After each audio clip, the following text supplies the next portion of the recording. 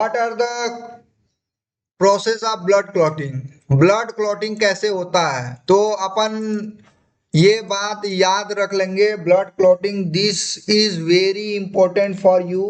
ठीक है, this is very important for you.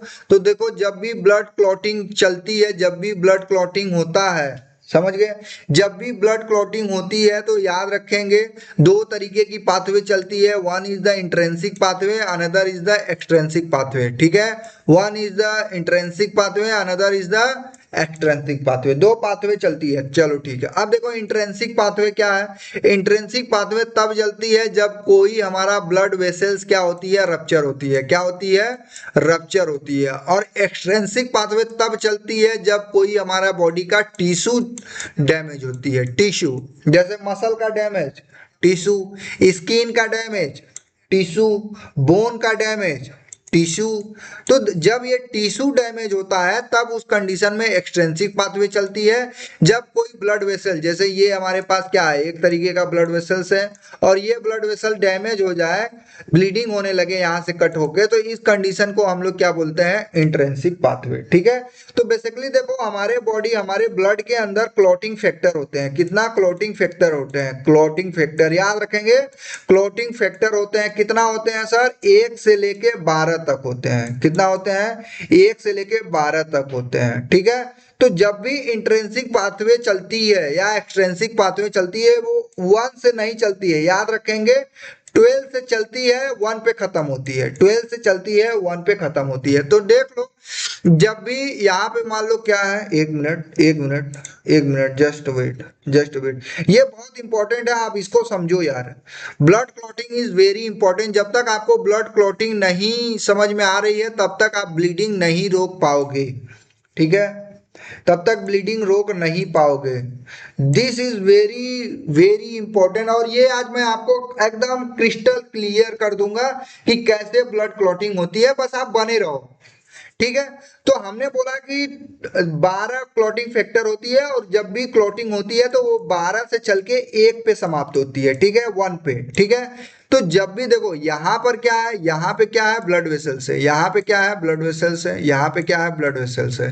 तो जब भी ब्लीडिंग होती है तो दो पाथवे चलती है, one is the intrinsic pathway, another is the extrinsic pathway. ठीक है, तो इंट्रेंसिक पाथवे देखो जब भी चलेगी, जब भी ये ब्लड वेसल डैमेज होगा तो यहाँ पे इंट्रेंसिक पाथवे चलेगी, और जब टिश्यू डैमेज होगा तो वहां पे एक्सट्रेंसिक पाथवे चलेगी। इतना बात समझ गए।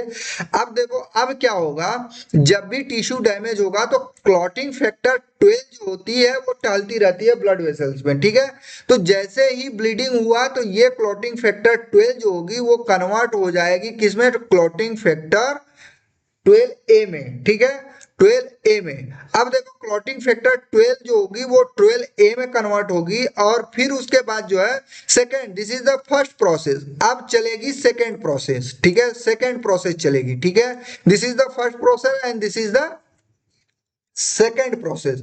अब जब सेकेंड प्रोसेस चलेगी तो ये जो क्लॉटिंग फैक्टर 11 होगी वो क्लॉटिंग फैक्टर 12A के हेल्प से कन्वर्ट हो जाएगी क्लॉटिंग फैक्टर 11-1। ठीक है, तो पहले 12 था, फिर 12 से A बना, फिर 11 था, 11 से 11A बना। ठीक है, अब देखो ये जो बदल रहा है तो by the help of calcium, आपको हमेशा कैल्शियम को ध्यान रखना है कि कैल्शियम के ही मदद से ये कन्वर्जन हो रही है। ठीक है, इतना बात समझ गए। आप देखो 11A से जो है जब तीसरा प्रोसेस चलेगा, जब तीसरा प्रोसेस चलेगा तो बेसिकली यहाँ पे 11 के बाद क्या आना चाहिए, 10 आना चाहिए, लेकिन 10 नहीं आता है। याद रखेंगे, 10 नहीं आता है, बेसिकली यहाँ पे आ जाता है 9। ठीक है, यहाँ पे क्या आ जाता है, 9। इतना बात समझ गए, यहाँ पे क्या आ जाता है, 9। और 9 जो है कन्वर्ट होता है बाय 9A में by the help of 11A, by the help of 11A। इतना बात समझ गए। अब देखो step number 4, step number 4, step number 4 क्या है। अब स्टेप नंबर 4 जो होगी वो देखो कन्वर्ट हो रही है, क्लॉटिंग फैक्टर 8 जो होती है वो कन्वर्ट होती है क्लॉटिंग फैक्टर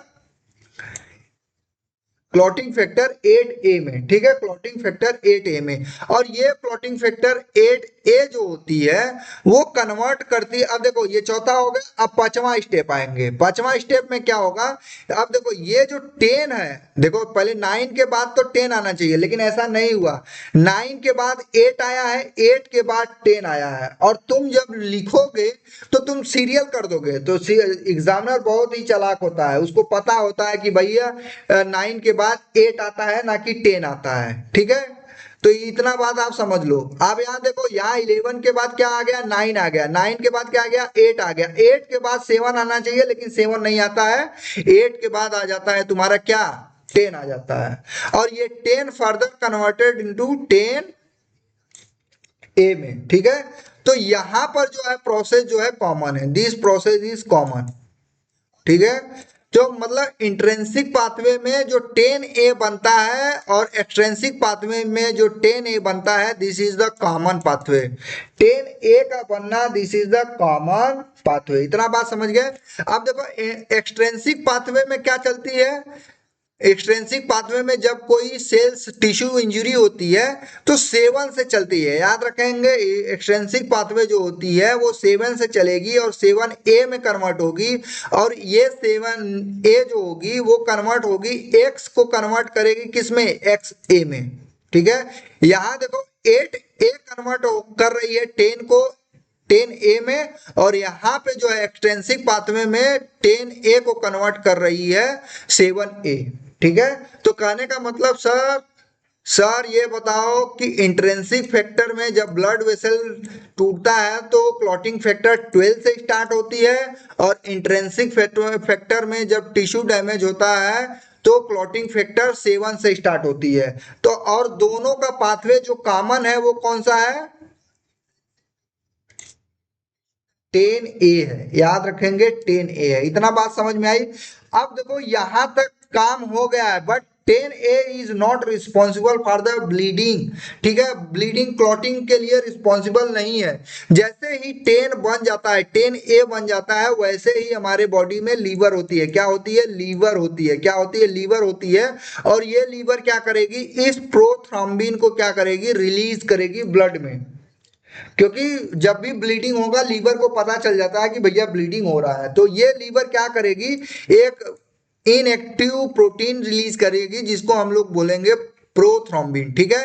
और ये प्रोथ्रोम्बिन क्या होगी, फिर से कन्वर्ट हो जाएगी किसमें, थ्रोम्बिन में कन्वर्ट होगी, थ्रोम्बिन में, by the help of 10XA, ठीक है। 10A के हेल्प से, 10A के हेल्प से और कैल्शियम के हेल्प से ये प्रोथ्रोम्बिन कन्वर्ट हो जाएगी थ्रोम्बिन में। बट ये थ्रोम्बिन जो होती है वो ब्लड कोआगुलेट करती है, बट ये क्या होती है, सॉल्युबल होती है, वाटर सॉल्युबल होती है, वाटर सॉल्युबल होती है, जिसके वजह से ये बनती तो है लेकिन ये क्लॉट तो होता है लेकिन ये डिसॉल्व हो जाती है।